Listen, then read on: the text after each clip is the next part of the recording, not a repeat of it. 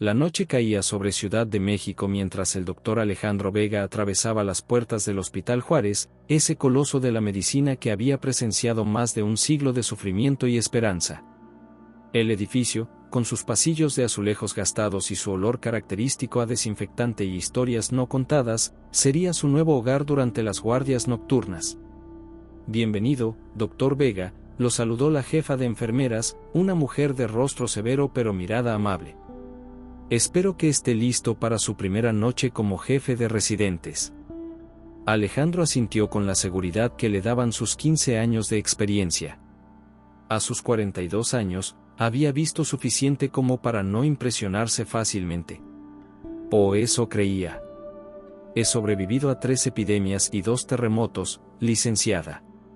Creo que podré manejar una guardia nocturna», respondió con una sonrisa confiada. Mientras recorría los pasillos para familiarizarse con su nuevo entorno, notó cómo algunos enfermeros intercambiaban miradas cuando pasaba cerca de la antigua ala de pediatría. «¿Hay algo que deba saber sobre ese sector?», preguntó a un joven residente que lo acompañaba. El muchacho, de apellido Sánchez, dudó antes de responder: «Nada médicamente relevante, doctor. Solo historias viejas». «¿Qué tipo de historias?». «Dicen que ahí se aparece la planchada», murmuró Sánchez, mirando nerviosamente alrededor. «Una enfermera que murió hace décadas y que sigue haciendo sus rondas». Alejandro contuvo una carcajada. Si había algo que detestaba eran las supersticiones en un entorno que debería regirse por la ciencia. «Creí que estaba en un hospital, no en una casa de espantos», respondió secamente. Esa misma noche, en otro extremo del hospital, Elena Fuentes, enfermera recién graduada de 25 años, comenzaba también su primer turno. Con su uniforme impecable y su cabello negro recogido en una trenza, intentaba ocultar su nerviosismo mientras la supervisora le mostraba los protocolos. «Y recuerda, Fuentes, en el turno nocturno nunca camines sola por el ala este», le advirtió la supervisora. «¿Por qué?», preguntó Elena con genuina curiosidad. «Porque está en remodelación», respondió rápidamente la mujer, aunque sus ojos decían otra cosa. Pasada la medianoche, mientras Elena organizaba expedientes en la estación de enfermería, las luces parpadearon 3 veces. Un escalofrío recorrió su espalda cuando sintió una presencia detrás de ella. Al girarse, el pasillo estaba vacío, pero una corriente de aire frío, inexplicable en el calor de la noche capitalina, la envolvió. Decidida a no dejarse llevar por el miedo, Elena continuó con su ronda. Al pasar frente a un viejo armario de suministros, algo llamó su atención. La puerta, que debería estar cerrada, estaba entreabierta. Al abrirla completamente, su corazón dio un vuelco. Colgado en el interior, un antiguo uniforme blanco de enfermera, de un estilo que no se usaba desde los años 50, perfectamente almidonado y planchado, se mecía suavemente como si alguien acabara de colgarlo. La mañana llegó al Hospital Juárez con la rutina habitual, el cambio de turno, el ruido de los carritos de medicamentos y el murmullo constante de voces. Elena, con ojeras tras su primera noche, se dirigía a la salida cuando vio a un anciano limpiando meticulosamente el piso. Sus manos nudosas y su rostro surcado por arrugas profundas hablaban de décadas de trabajo duro. «Buenos días, señorita», saludó el hombre con una sonrisa que revelaba algunos dientes faltantes. «¿Primera guardia? Tan obvio es», respondió Elena, sorprendida. «Tengo 70 años, 50 de ellos trabajando en este hospital. Reconozco esa mirada de quien ha visto algo que no puede explicar», dijo, apoyándose en su escoba.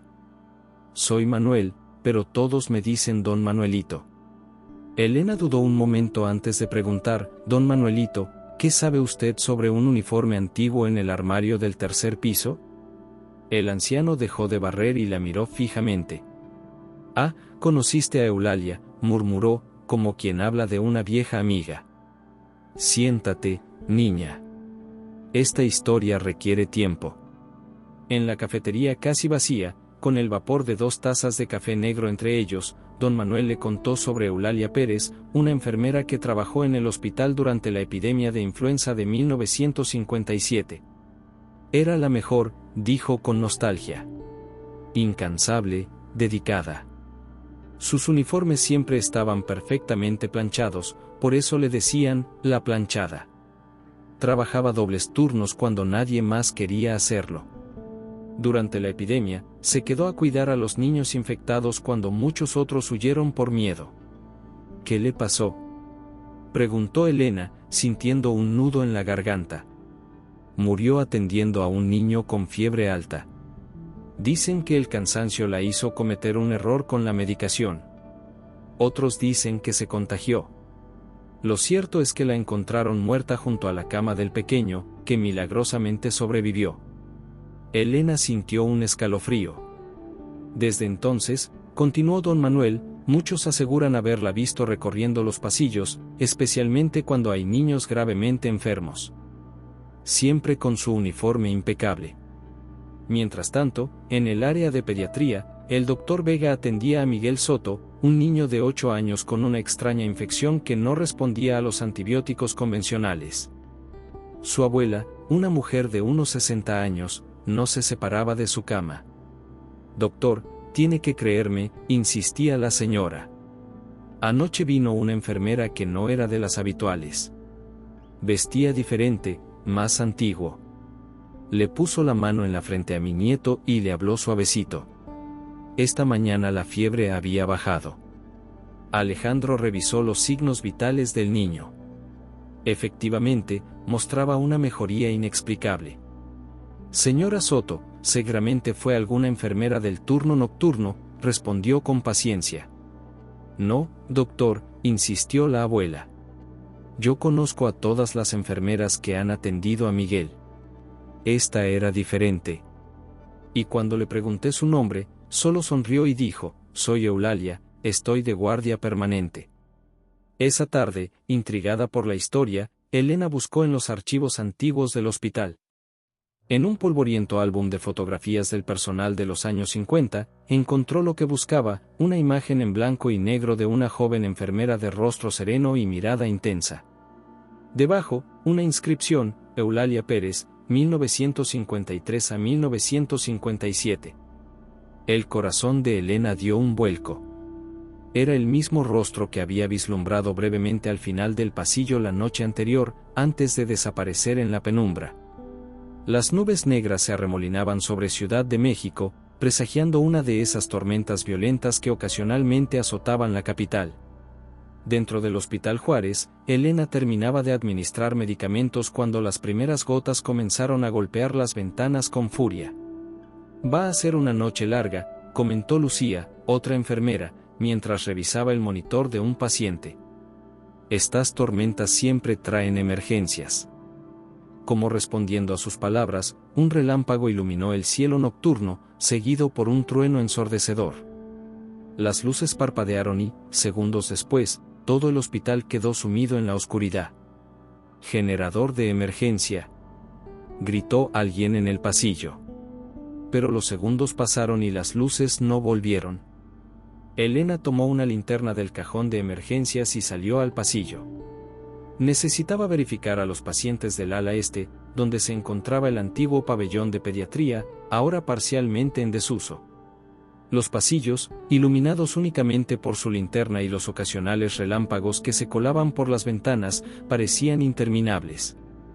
El sonido de sus pasos resonaba en el silencio inquietante, interrumpido solo por el rumor distante de voces y el constante repiqueteo de la lluvia. Al doblar una esquina, Elena se detuvo en seco. La puerta del antiguo pabellón infantil, que debería estar cerrada con llave, estaba entreabierta. Un débil resplandor azulado emanaba del interior. ¿Hay alguien ahí?, preguntó, su voz apenas audible sobre el rugido de la tormenta. No hubo respuesta, pero el resplandor se intensificó. Contra todo instinto de autopreservación, Elena empujó la puerta y entró. El antiguo pabellón parecía congelado en el tiempo, camas pequeñas con barandas metálicas, dibujos infantiles amarillentos en las paredes, y un viejo mural descolorido de animales sonrientes. Pero lo más impactante era que, a pesar del apagón, la sala estaba iluminada por una luz azulada que no provenía de ninguna fuente visible. Y allí, junto a una de las camas, estaba ella. Una mujer joven, quizás de 30 años, con un uniforme de enfermera anticuado, perfectamente almidonado. Su rostro, sereno y hermoso, emanaba una paz que contrastaba con la violencia de la tormenta exterior. Era el mismo rostro de la fotografía, el mismo que había vislumbrado la noche anterior. Eulalia, susurró Elena, sintiendo que el aire abandonaba sus pulmones.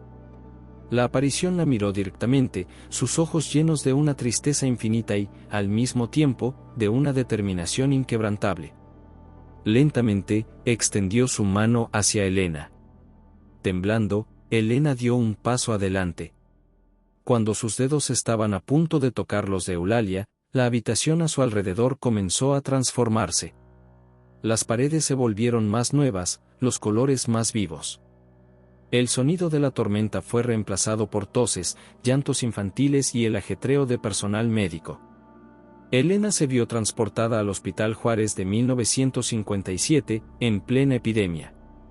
Enfermeras con uniformes idénticos al de Eulalia corrían de cama en cama. Médicos con expresiones de fatiga daban órdenes. Y en cada cama, un niño luchaba por respirar. En medio del caos, Eulalia se movía con gracia y eficiencia, consolando a un niño, administrando medicamentos a otro, poniendo compresas frías en frentes ardientes. Sus ojos reflejaban determinación a pesar del evidente agotamiento. La visión cambió. Ahora Elena veía a Eulalia discutiendo acaloradamente con un médico de aspecto autoritario. «No podemos seguir así, doctor Morales», decía Eulalia, su voz clara a pesar de la distancia temporal. «Estos niños necesitan más atención, más medicamentos. Y hay algo extraño en los registros de farmacia». «Limítese a hacer su trabajo, enfermera Pérez», respondió fríamente el médico. «La administración del hospital sabe lo que hace». La escena volvió a cambiar. Eulalia estaba sola en una pequeña oficina, revisando frenéticamente unos documentos. Su expresión pasó de la concentración al horror. «No puede ser», murmuró. «Están desviando los medicamentos. Están». Un ruido la interrumpió. Eulalia escondió rápidamente los papeles y se giró, pero Elena no pudo ver quién había entrado. La visión se desvaneció, y Elena se encontró nuevamente en el pabellón abandonado, sola, con la tormenta rugiendo afuera. Mientras tanto, el doctor Vega aprovechaba el apagón para revisar algunos expedientes antiguos a la luz de una lámpara de emergencia. Su escepticismo científico lo había llevado a buscar explicaciones racionales para la mejoría del pequeño Miguel y los rumores sobre la planchada. Entre los polvorientos archivos, encontró el expediente médico de Eulalia Pérez. La causa oficial de muerte, complicaciones por influenza. Pero algo no cuadraba. Las notas médicas estaban incompletas, faltaban páginas, y la firma del médico que certificó la muerte era ilegible. Más intrigante aún, encontró una nota manuscrita deslizada entre las páginas: «Eulalia sabía demasiado. El director no puede permitir que esto salga a la luz». Cuando las luces finalmente volvieron, Elena regresó temblorosa a la estación de enfermeras. Allí, una compañera la recibió con noticias impactantes. «Elena, ¿conoces a una tal Margarita Fuentes? Acaba de ingresar una anciana con ese nombre, pregunta específicamente por ti».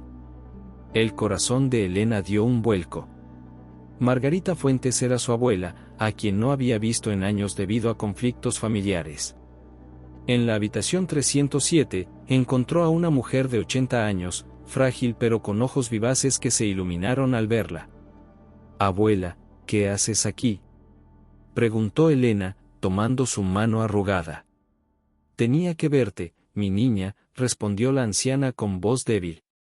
«Cuando supe que trabajabas en el Juárez, entendí que era una señal».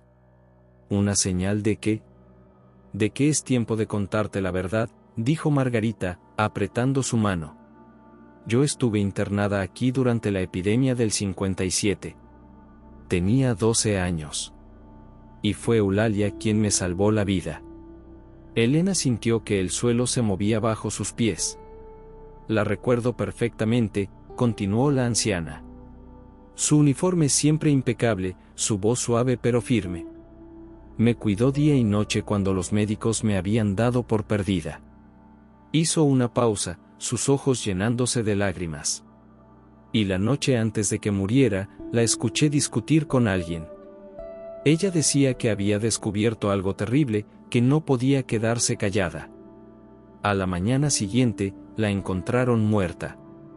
Pero yo siempre supe, mi niña, que a Eulalia no la mató ninguna enfermedad. La silenciaron. La cafetería del hospital, con su luz fluorescente y olor perpetuo a café recalentado, se había convertido en el improvisado centro de operaciones para Elena y el doctor Vega. Frente a ellos, una mesa cubierta de expedientes antiguos, recortes de periódicos amarillentos y notas garabateadas. Entonces, según su abuela, Eulalia fue silenciada, resumió Alejandro, pasándose una mano por el cabello canoso en un gesto de frustración. Pero necesitamos pruebas, no solo el recuerdo de una niña de 12 años. Elena asintió, aunque le molestaba el tono escéptico del médico. En los 3 días desde el incidente durante el apagón, habían formado una alianza incómoda pero necesaria. Ella había compartido su experiencia sobrenatural, él, los documentos sospechosos que había encontrado. Mi abuela no mentiría sobre algo así, defendió Elena. Además, coincide con la nota que usted encontró. Alejandro suspiró, frotándose los ojos cansados. No digo que mienta, enfermera Fuentes. Digo que la memoria es frágil, especialmente la de una niña traumatizada por una enfermedad grave. Un silencio tenso se instaló entre ellos, roto finalmente por la llegada de don Manuel, quien se acercó cojeando ligeramente. Les traje algo que quizás les interese, dijo el anciano conserje, deslizando un sobremanila gastado sobre la mesa. Lo guardé todos estos años, esperando que alguien hiciera las preguntas correctas. Dentro del sobre había una fotografía en blanco y negro, mostraba al personal del hospital en lo que parecía ser una celebración. En primera fila, un hombre de mediana edad con bata blanca y expresión severa. El doctor Morales, director del hospital durante la epidemia, explicó don Manuel, señalando al hombre. Y esa de ahí, en la esquina, es Eulalia. Fíjense en cómo lo mira. La fotografía capturaba a Eulalia observando al director con una mezcla de desconfianza y determinación. ¿Y este hombre sigue vivo?, preguntó Alejandro, estudiando la imagen. Don Manuel asintió lentamente. Vive en una residencia de lujo en Las Lomas. Se retiró con todos los honores hace 20 años. El ala nueva de cardiología lleva su nombre. Elena y Alejandro intercambiaron miradas. Tenían su próximo paso. Mientras tanto, en pediatría, el pequeño Miguel Soto mostraba una recuperación que los médicos calificaban de sorprendente. La infección que había resistido todos los tratamientos estaba cediendo sin explicación aparente. Doctor, mi nieto dice que su ángel vino anoche otra vez, comentó la abuela cuando Alejandro pasó a revisarlo. Miguel, un niño de rostro pálido pero ojos vivaces, asintió entusiasmado. Me contó historias de cuando era enfermera, doctor, dijo con voz débil pero animada. Me dijo que antes curaban a los niños con remedios diferentes. Alejandro, más por seguirle la corriente que por verdadero interés, preguntó, ¿ah sí? ¿Qué remedios? Compresas de alcohol alcanforado para la fiebre, respondió Miguel con naturalidad. Y dijo que antes usaban mucho la penicilina procaínica, pero que había que tener cuidado con la dosis porque podía causar shock anafiláctico.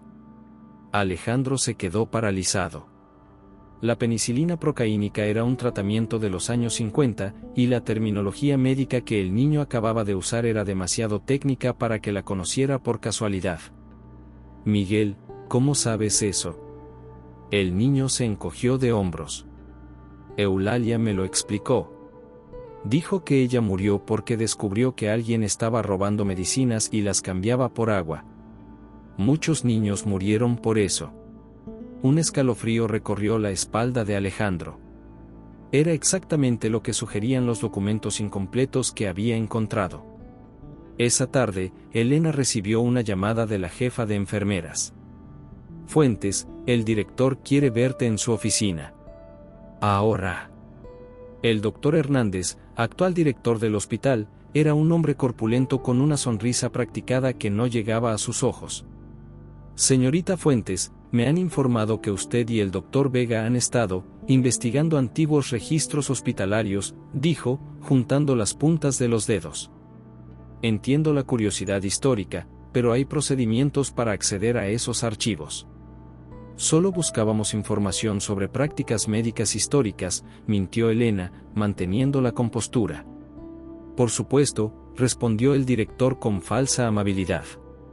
Sin embargo, debo insistir en que cesen esta actividad no autorizada.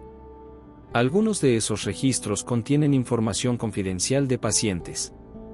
Cuando Elena salió de la oficina, encontró a Alejandro esperándola en el pasillo. «También te llamaron», adivinó ella. «Sí, y fue bastante claro que estamos pisando callos importantes», confirmó él. «Lo que significa que vamos por buen camino». Esa noche, mientras revisaban los expedientes en el apartamento de Alejandro, lejos de miradas indiscretas, un detalle llamó su atención: todos los documentos relacionados con la muerte de Eulalia llevaban el sello de aprobación del doctor Morales. «Tenemos que hablar con él», dijo Elena. «Es nuestra única conexión viva con lo que realmente pasó». Alejandro asintió, pero antes de que pudiera responder, su teléfono sonó. Era del hospital. «¿Doctor Vega? Tiene que venir inmediatamente. Es el niño, Miguel Soto. Ha tenido una recaída severa». Cuando llegaron al hospital, encontraron el área de pediatría en conmoción. Miguel había desarrollado una fiebre altísima y convulsiones. Los médicos trabajaban frenéticamente para estabilizarlo. «No lo entiendo», murmuró uno de los residentes. «Estaba mejorando». En medio del caos, un fenómeno extraño ocurrió: todos los relojes del piso, desde los de pared hasta los digitales en los monitores, se detuvieron simultáneamente. Las 2:17 de la mañana, la hora exacta registrada de la muerte de Eulalia Pérez.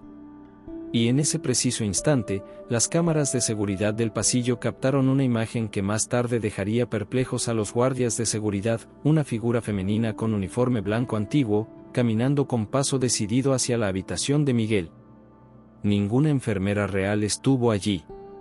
La residencia Las Magnolias se alzaba imponente en una de las zonas más exclusivas de la ciudad. Sus jardines perfectamente cuidados y su fachada elegante hablaban de privilegio y exclusividad. Elena y Alejandro, vestidos formalmente para la ocasión, se presentaron en la recepción. «Tenemos una cita con el doctor Eduardo Morales», anunció Alejandro con la autoridad que le confería su posición.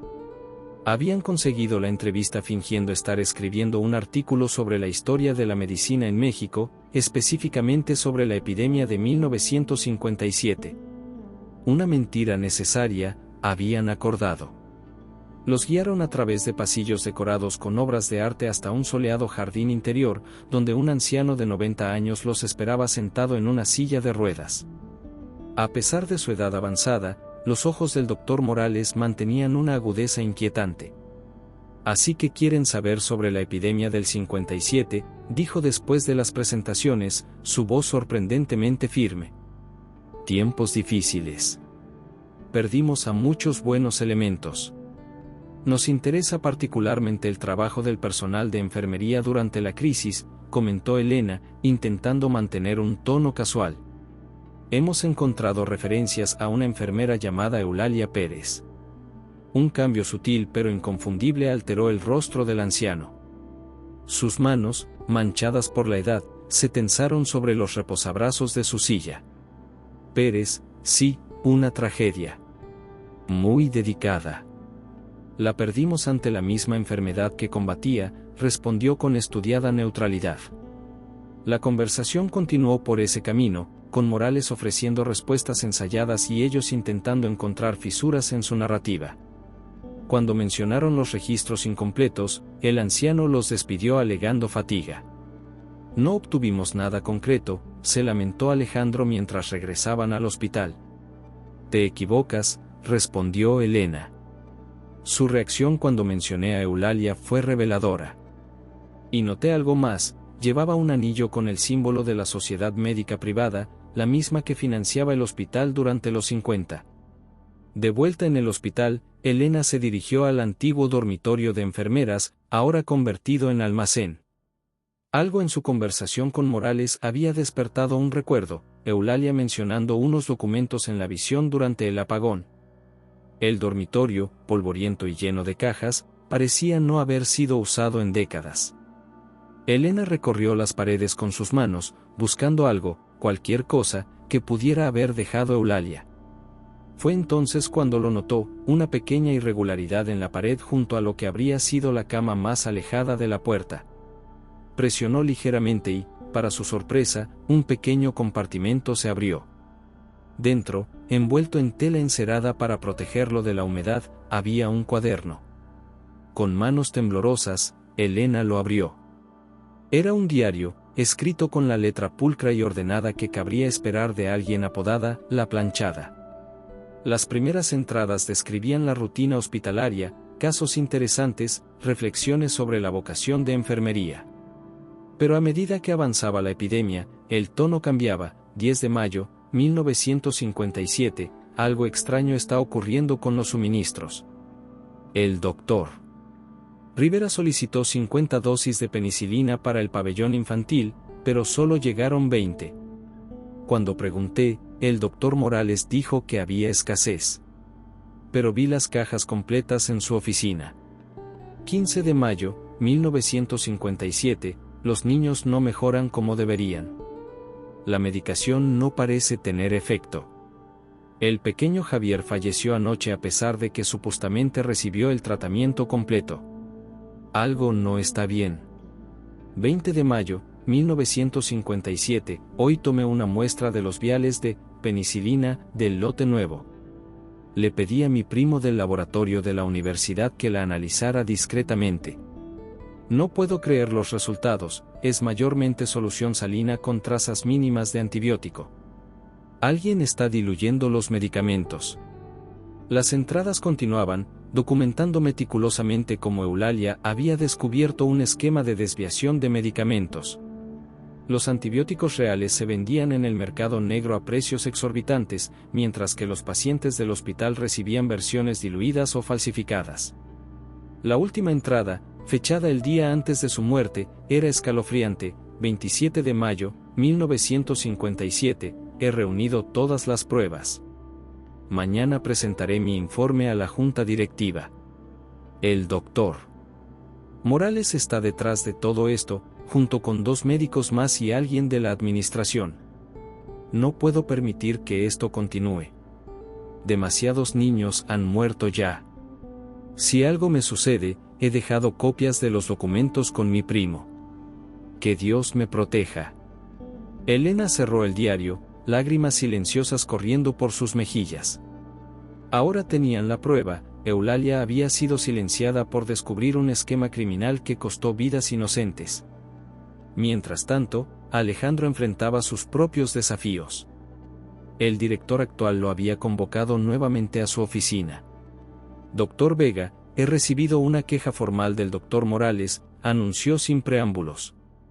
Dice que usted y la enfermera Fuentes lo acosaron con preguntas inapropiadas sobre antiguos colegas. Estábamos investigando prácticas médicas históricas, respondió Alejandro, repitiendo la excusa de Elena. Ambos sabemos que eso no es cierto, replicó el director, su tono amistoso completamente desaparecido. El doctor Morales es un benefactor importante de este hospital. Su reputación es intachable. Incluso si esa reputación se construyó sobre crímenes encubiertos, desafió Alejandro. El director palideció. Está pisando terreno peligroso, Vega. Le sugiero que abandone esta investigación si valora su carrera. Cuando Elena y Alejandro se reunieron esa noche para compartir sus descubrimientos, un fenómeno inexplicable ocurrió: todos los relojes del hospital se detuvieron simultáneamente a las 2:17 de la mañana, exactamente como la noche anterior. Es ella, susurró Elena. Está tratando de comunicarse con nosotros. Incluso el escéptico Alejandro no pudo negar lo extraordinario del momento. Y cuando los relojes volvieron a funcionar un minuto después, ambos supieron que habían cruzado un punto sin retorno en su búsqueda de la verdad. La sala de juntas del Hospital Juárez, normalmente reservada para reuniones administrativas, se había convertido en un improvisado tribunal. En un extremo de la larga mesa de caoba, el doctor Eduardo Morales, en su silla de ruedas, flanqueado por su abogado personal y el director actual del hospital. En el otro extremo, Elena y Alejandro, con el diario de Eulalia y los documentos recopilados cuidadosamente organizados frente a ellos. «Esto es completamente irregular», protestó el abogado. El doctor Morales accedió a esta reunión como cortesía, pero no tiene obligación de responder a acusaciones infundadas basadas en escritos no verificables. Alejandro, quien había insistido en esta confrontación directa, mantuvo la compostura. «No estamos en un juzgado, licenciado.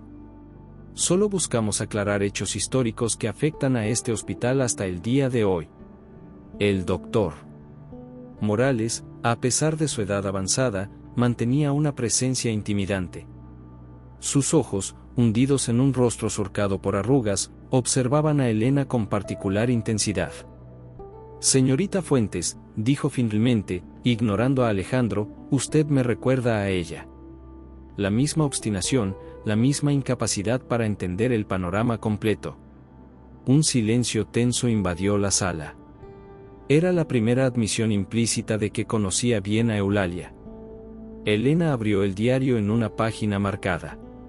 27 de mayo, 1957, leyó en voz alta.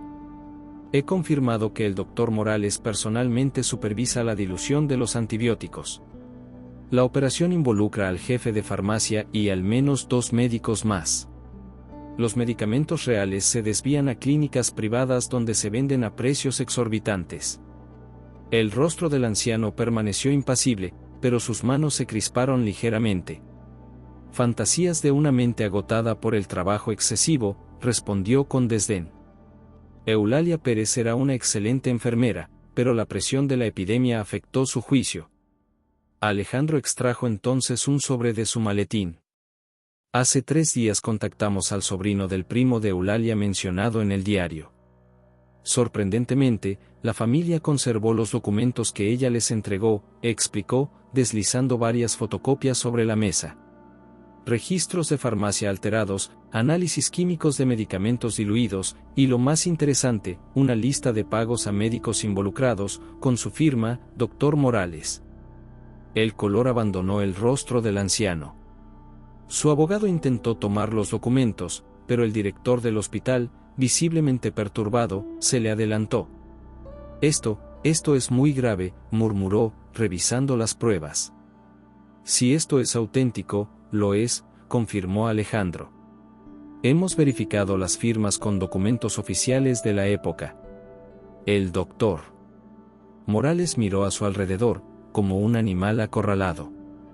Finalmente, con un suspiro de derrota, habló. «Ustedes no entienden cómo eran las cosas entonces», dijo, su voz repentinamente cansada. El hospital estaba quebrado. No había fondos para medicamentos, equipos, ni siquiera para pagar al personal completo. Así que decidió sacrificar pacientes pobres para salvar a los ricos, acusó Elena, incapaz de contener su indignación. «Decidí salvar el hospital», exclamó Morales, golpeando la mesa con una fuerza sorprendente para su edad. «Sin esos ingresos adicionales, el Juárez habría cerrado. Miles más habrían muerto sin atención médica». «¿Y Eulalia?», preguntó Alejandro. «¿También fue necesario sacrificarla?». Un silencio pesado llenó la sala. El anciano médico cerró los ojos, como si las décadas de culpa finalmente lo alcanzaran. «Ella no entendía el bien mayor», murmuró. «Amenazó con exponer todo. Habría destruido el hospital, mi carrera, todo por lo que había trabajado». «¿Qué le hizo?», insistió Elena, su voz apenas un susurro. Morales abrió los ojos, ahora húmedos con lágrimas no derramadas. «Yo no. Personalmente», comenzó, pero se interrumpió. El jefe de farmacia sugirió una solución. Una dosis de digoxina en su café. Suficiente para parecer un ataque cardíaco, un desafortunado efecto del estrés y la exposición a la enfermedad. Elena sintió náuseas. La confesión, finalmente pronunciada después de tantas décadas, parecía envenenar el aire mismo de la habitación. Nunca quise que muriera, continuó Morales, su voz quebrándose. Solo queríamos asustarla, hacerla entender. Pero Ramírez calculó mal la dosis. El director del hospital, pálido como un fantasma, se puso de pie. Esta reunión ha terminado, declaró. Doctor Morales, dadas las circunstancias, debo pedirle que se retire mientras consultamos nuestras opciones legales. Mientras el anciano era escoltado fuera, su abogado murmurando frenéticamente sobre estatutos de limitaciones y falta de pruebas admisibles, Elena sintió una extraña corriente de aire frío a su lado, a pesar de que todas las ventanas estaban cerradas. Esa misma noche, mientras Elena y Alejandro procesaban los eventos del día, recibieron una llamada urgente de pediatría. Miguel, el pequeño paciente, había sufrido una recaída crítica. Su sistema inmunológico, ya comprometido por la infección inicial, estaba colapsando. No responde a los antibióticos, explicó el médico de guardia. Hemos probado 3 combinaciones diferentes. Es como si su cuerpo rechazara todo tratamiento. En la habitación de Miguel, la escena era desgarradora. El niño, conectado a múltiples monitores y con una máscara de oxígeno, respiraba con dificultad. Su abuela rezaba en un rincón, lágrimas silenciosas corriendo por sus mejillas arrugadas. Tiene que haber algo que podamos hacer, murmuró Alejandro, revisando frenéticamente el expediente. Fue entonces cuando las cámaras de seguridad del pasillo captaron una imagen que más tarde dejaría perplejos a los guardias, una figura femenina con uniforme blanco antiguo, caminando con paso decidido hacia la habitación de Miguel.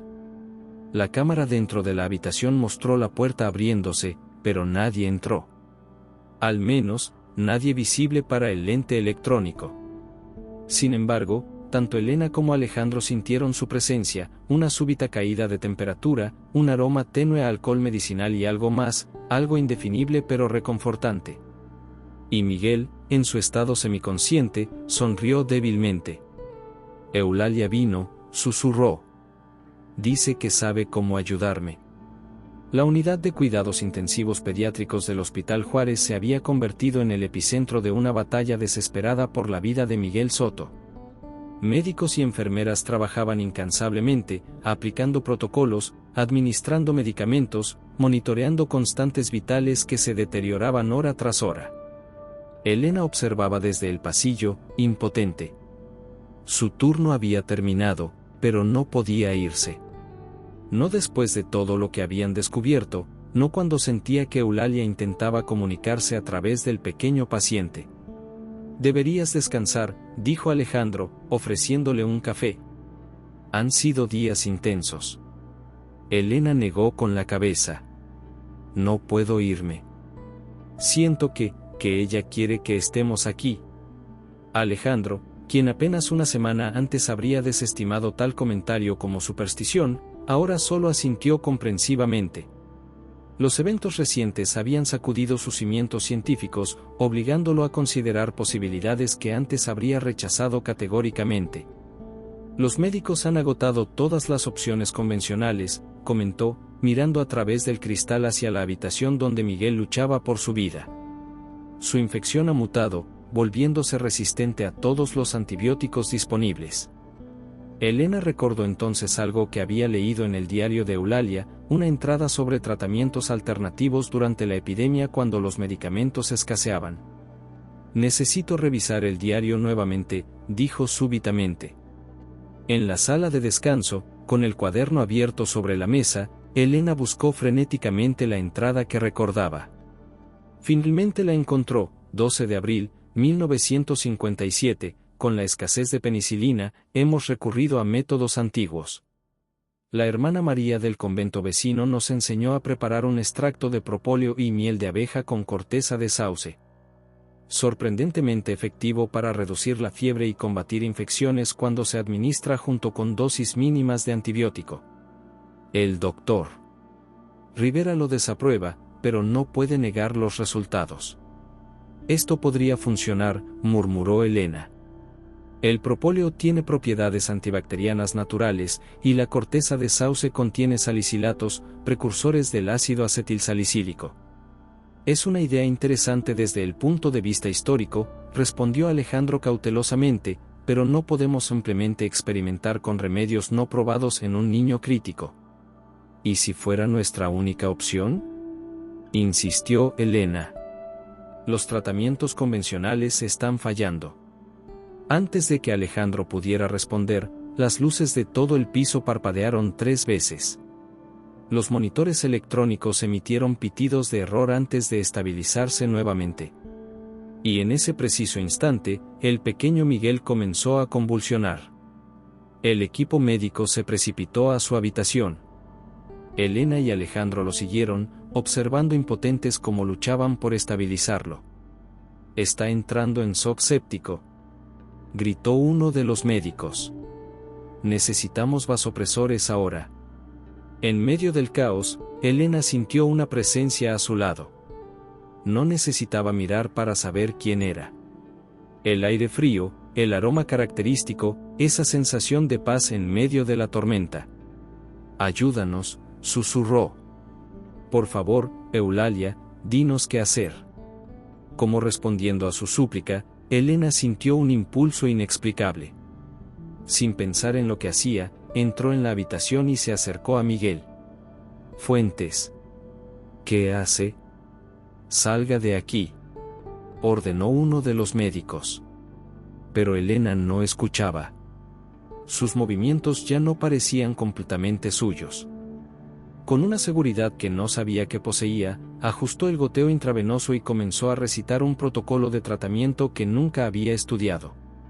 Administren 0.3 mililitros de epinefrina diluida en solución Linge, seguido de 250 miligramos de cloranfenicol, indicó con una voz que sonaba extrañamente diferente, más autoritaria, más experimentada. Preparen compresas frías con solución de alcohol alcanforado al 15% para las extremidades.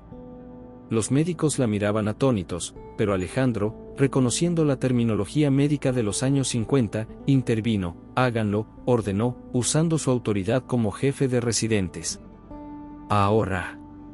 Mientras el equipo seguía las instrucciones, Elena continuó, como en trance: «La infección ha formado un absceso localizado cerca del vaso.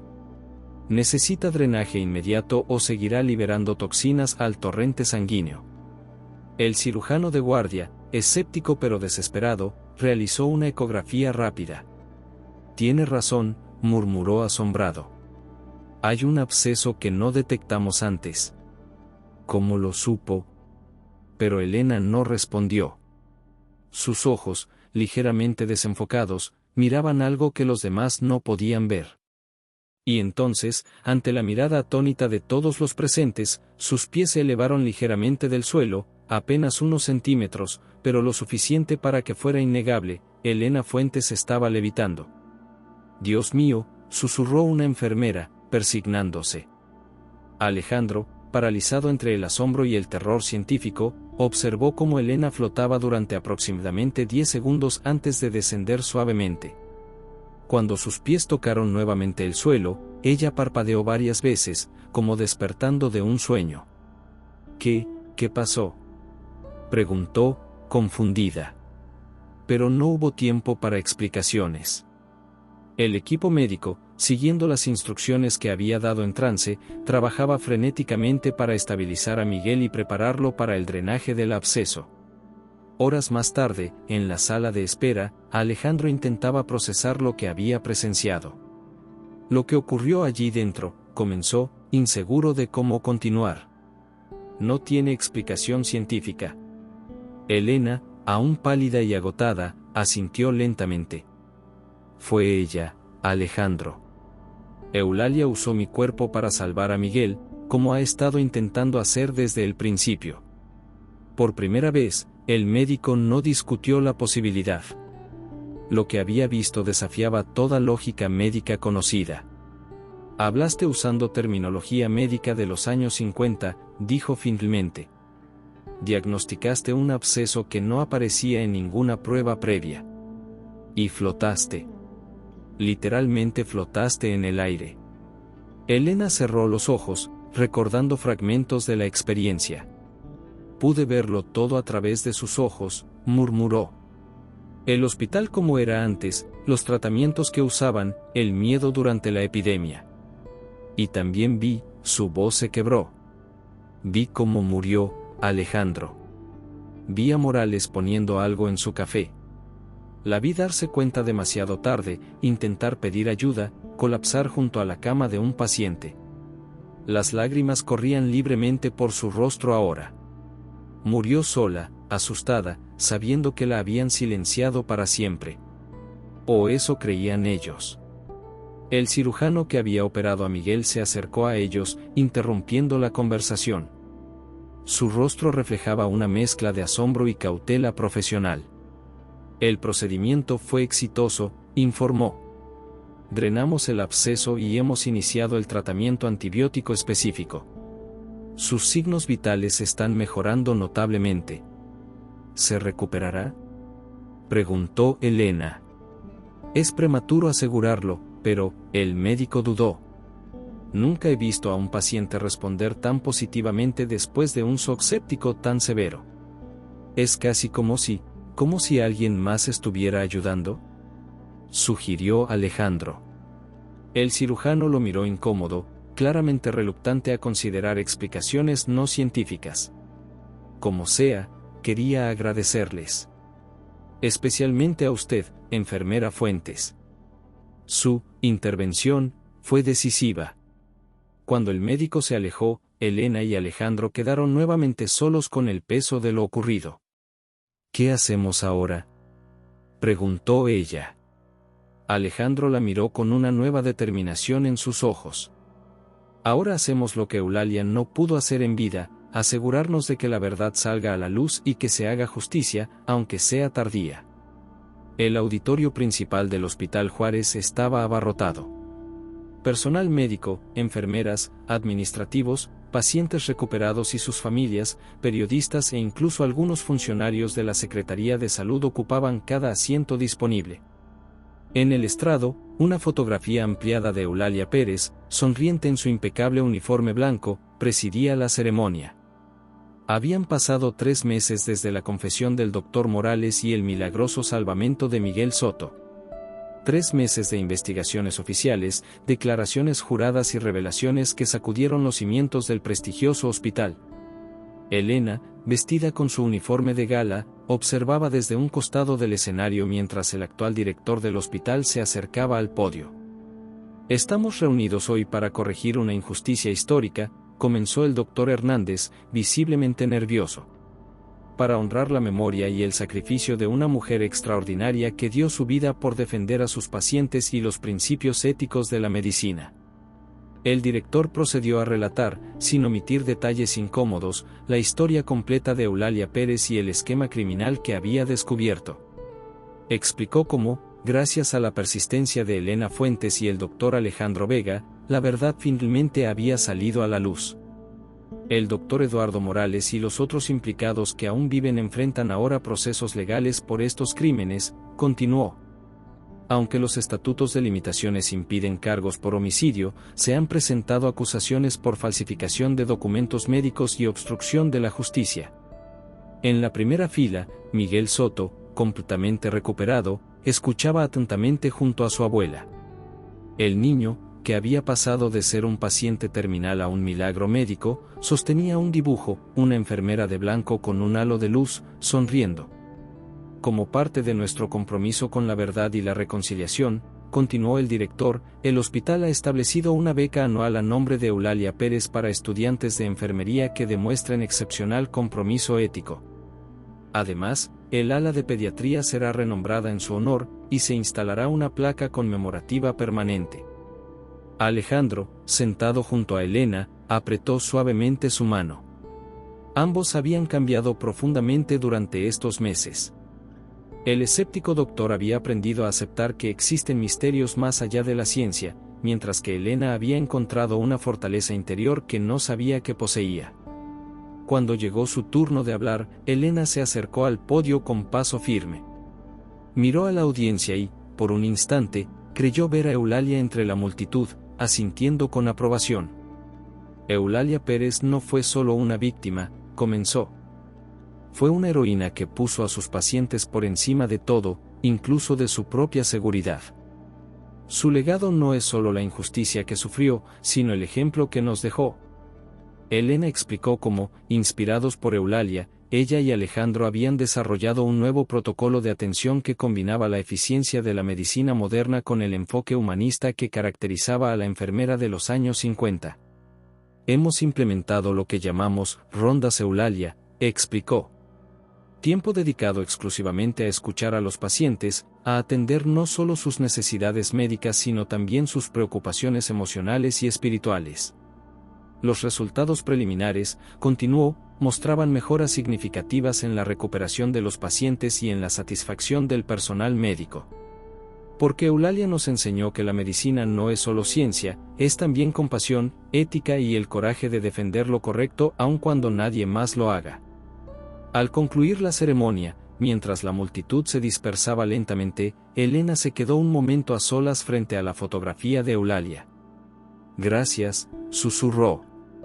Por todo. Un suave aroma a alcohol medicinal y lavanda llenó el aire a su alrededor, y por un instante, Elena sintió una mano cálida sobre su hombro. Esa noche, durante su ronda en pediatría, Elena pasó por la habitación de una niña recién ingresada con neumonía severa. La pequeña, de apenas 6 años, la miró con ojos brillantes por la fiebre. La otra enfermera me dijo que pronto estaré mejor, comentó con voz débil. ¿Qué otra enfermera, corazón?, preguntó Elena, revisando el expediente que no registraba visitas previas. La de blanco, con el uniforme diferente, respondió la niña con naturalidad. Dijo que se llama Eulalia y que cuida a todos los niños del hospital. Elena sonrió, sintiendo una mezcla de emoción y paz.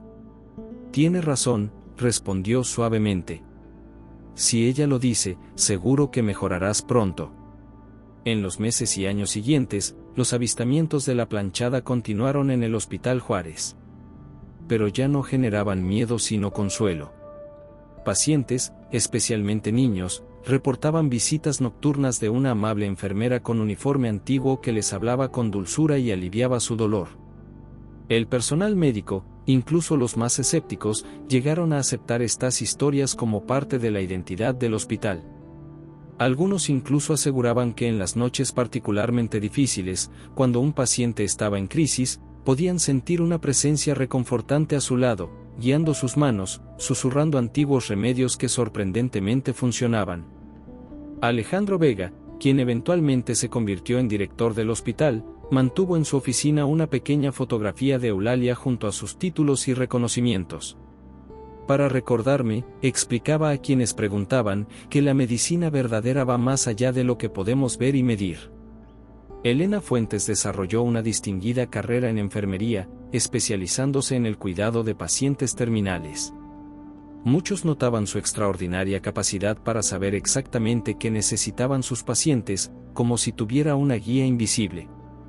Y en las noches tranquilas, cuando los pasillos del Hospital Juárez quedaban en silencio, algunos juraban ver a una figura etérea en uniforme blanco perfectamente planchado, haciendo su ronda eterna, cuidando a quienes más lo necesitaban. Una tarde, años después, Elena se encontraba organizando expedientes cuando sintió la ya familiar presencia a su lado. Levantó la mirada y, por primera vez desde aquella noche milagrosa, vio claramente a Eulalia, no como una aparición fantasmal sino como una mujer real, sonriente, en paz. Gracias por ayudarme a completar mi misión, dijo la aparición con voz clara. Ahora puedo descansar sabiendo que alguien continúa mi labor. ¿Te vas?, preguntó Elena, sintiendo una punzada de tristeza. Eulalia sonrió con serenidad. Nunca me iré completamente. Este hospital, sus pacientes, son parte de mi ser. pero ahora puedo elegir cuándo venir, en lugar de estar atada por la injusticia y el dolor. La figura comenzó a desvanecerse lentamente. Recuerda siempre, Elena, la verdadera sanación viene tanto del corazón como de la medicina. Y con estas palabras, Eulalia Pérez, la planchada del Hospital Juárez, se alejó por el pasillo bañado por la luz del atardecer, volteando una última vez para asentir con gratitud antes de desvanecerse en un resplandor dorado, dejando tras de sí no miedo ni pena, sino la certeza reconfortante de que algunos espíritus eligen quedarse no por tormento, sino por amor.